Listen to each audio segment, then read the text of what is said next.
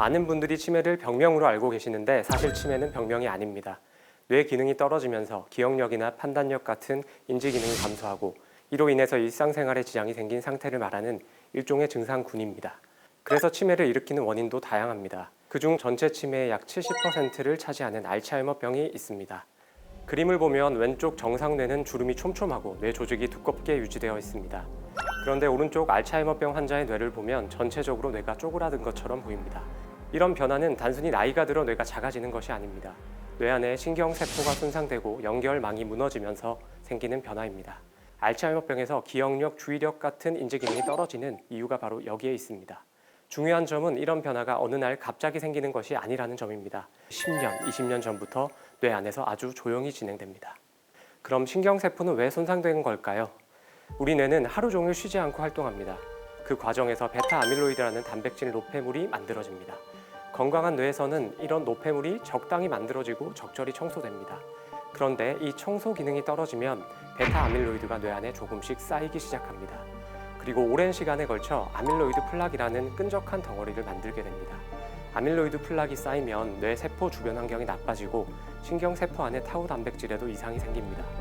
타우 단백질은 뇌 세포 안에서 뼈대와 도로를 지탱해주는 역할을 합니다.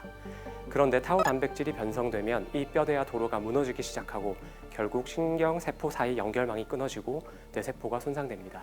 선생님, 건망증이 생기는 것도 혹시 알츠하이머병의 전조 증상일까요? 그럴 수도 있습니다. 사실 나이가 들면 누구나 깜빡깜빡하는 일이 생깁니다.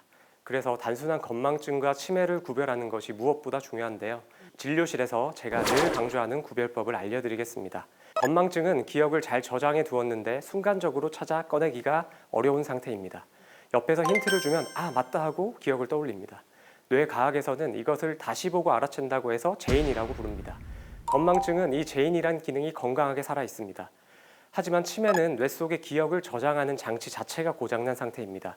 애초에 기억이 입력되지 않았기 때문에 옆에서 아무리 힌트를 줘도 그랬던가 하면서 말끔하게 기억하지 못합니다. 그러면 이 알츠하이머 같은 경우에는 조기에 발견하면 치료가 가능한 건가요? 만약 병이 많이 진행되어서 신경세포들이 파괴되고 뇌가 위축이 왔다면 이것을 완벽하게 되돌릴 수 있는 치료법은 아직 없습니다. 하지만 그렇다고 아무것도 할 수 없는 병은 아닙니다.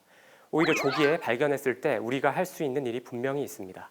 조기의 진단이 중요한 3가지 이유를 말씀드리겠습니다. 첫째, 약물 치료를 통해 인지 기능과 일상생활 기능의 저하를 늦출 수 있습니다. 이 연구는 알츠하이머 치매 환자에게 도네페질이라는 약을 투여한 뒤 인지 기능과 일상생활 수행 능력이 어떻게 달라지는지 관찰한 연구입니다. 그래프의 세로축은 인지 기능을 평가한 SIB 점수입니다. 시간이 지나면서 위약구는 점수가 떨어지는 방향으로 움직입니다. 즉 인지 기능이 점점 나빠지는 흐름을 보입니다. 반면 도네페질을 복용한 환자군은 치료 후 점수가 유지되거나 오히려 좋아지는 방향을 보입니다.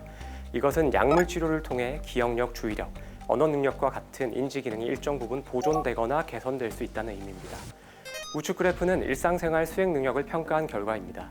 옷 입기, 식사하기, 씻기, 이동하기처럼 환자가 실제로 생활에서 얼마나 스스로 기능을 유지하는지를 보는 지표입니다. 여기서도 위약구는 시간이 지나면서 점수가 더 많이 떨어집니다. 반대로 도네페질을 복용한 환자군은 저하폭이 상대적으로 작습니다.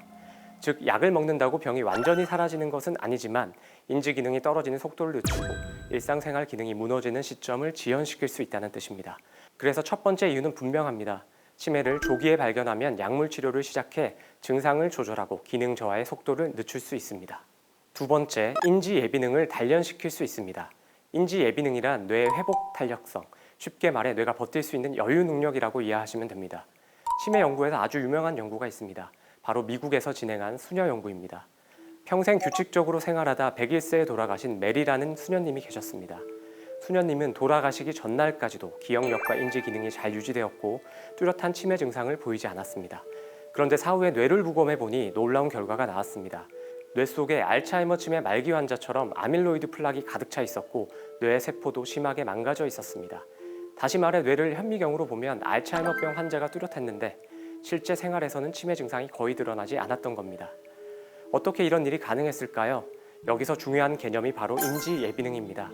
메리 수녀님은 평생 책을 읽고 글을 쓰고 사람들과 소통하며 뇌를 활발하게 사용하셨습니다. 이런 생활이 뇌 안에 촘촘한 연결망과 우회로를 만들어 놓았을 가능성이 있습니다. 일부 회로가 손상되더라도 다른 회로와 연결망이 잘 발달해 있으면 기능이 쉽게 무너지지 않습니다. 이것이 인지 예비능입니다. 물론 인지 예비능이 알츠하이머 자체를 완전히 막아주는 건 아닙니다. 하지만 조기에 인지 훈련, 운동, 사회활동을 하고 혈압, 당뇨, 불면과 같은 위험 인자를 관리하면 뇌의 병적 변화를 더 오래 버틸 수 있습니다. 그래서 두 번째 이유는 이것입니다. 조기에 발견해서 뇌가 아직 버틸 힘이 남아있을 때 그 힘을 키우는 훈련과 관리를 시작해야 합니다. 세 번째 이유는 모든 치매의 원인이 알츠하이머병은 아니기 때문입니다. 기억력이 떨어진다고 해서 모두 알츠하이머병은 아닙니다. 치매처럼 보이지만 원인을 찾아 치료하면 좋아질 수 있는 경우도 있습니다. 예를 들어 갑상선 기능 이상이나 비타민 B12, 엽산결핍, 약물 부작용, 수면장애, 그리고 노년기 우울증 같은 질환들이 있습니다. 특히 노년기 우울증은 겉으로 보면 치매처럼 보일 수 있습니다. 말수가 줄고 의욕이 떨어지고 기억력이 나빠진 것처럼 보입니다. 하지만 실제로는 뇌가 망가진 것이 아니라 심신이 지쳐 제 기능을 충분히 발휘하지 못하는 상태입니다. 이런 경우는 원인을 찾아 치료하면 기억력과 생활 기능이 다시 좋아질 수 있습니다. 반대로 치료 시기를 놓치고 방치하게 되면 인지 기능 저하가 점점 굳어져 비가역적인 치매로 진행할 수 있습니다. 그래서 조기 진료에서 가장 중요한 부분 중 하나가 바로 이것입니다. 정말 알츠하이머병인지 혹은 치료 가능한 다른 원인이 숨어 있는지를 구분하는 것입니다. 나이가 들어서 그런가 보다 건망증이겠지 하고 넘기다 보면 치료 가능한 시기를 놓칠 수 있습니다. 치매를 조기에 발견해야 하는 세 가지 이유는 첫째, 약물 치료를 통해 인지 기능과 일상생활 기능의 저하를 늦출 수 있습니다. 둘째, 인지 예비능을 높이는 관리와 재활을 시작할 수 있습니다. 셋째, 알츠하이머병이 아닌 치료 가능한 원인을 찾아낼 수 있습니다. 치매 치료에서 가장 중요한 기회는 결국 조기 발견입니다. 너무 늦게 발견하면 선택지가 줄어듭니다. 치매는 기억력이 많이 나빠진 뒤에 병원에 가는 병이 아니라 작은 변화가 보일 때 일찍 평가하고 관리해야 하는 병입니다. 치매를 외면하고 방치할수록 선택지는 줄어듭니다.